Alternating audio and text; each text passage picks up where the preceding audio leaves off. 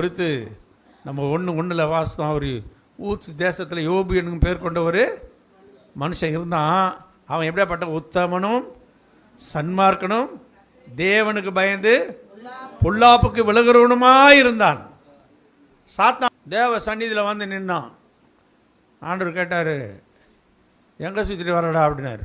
அவன் சொன்னான், நான் ஊரே பூமியே சுற்றிட்டு வந்துட்டேன். என் தாசனாகி யோபின் மேல் கவனம் வைத்தாயோ.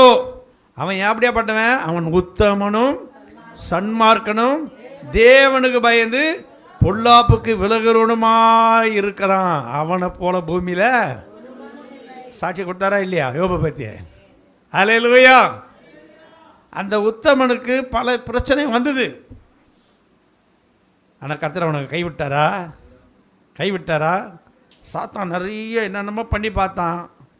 ஆனால் ரெட்டிப்பான நன்மையை தேவன் என்ன பண்ணார்? அவனுக்கு கொடுத்தார். நீடித்த தீர்க்காயுசை அவனுக்கு கொடுத்தார். அருமையான தேவனுடைய பிள்ளைகளை, நாம் உத்தமர்களாய் தேவனுக்கு முன்பாக வாழ்கிற பிள்ளைகளாக இருக்கும்போது ஆண்டவர் சுற்றி அவருடைய கண்கள் சுற்றிக்கிட்டே இருக்குது. யார் உத்தமனாக வாழறாங்களோ அவங்களுக்கு நன்மை என்ன பண்ணுவார்? கொடுத்துக்கினே இருப்பார்.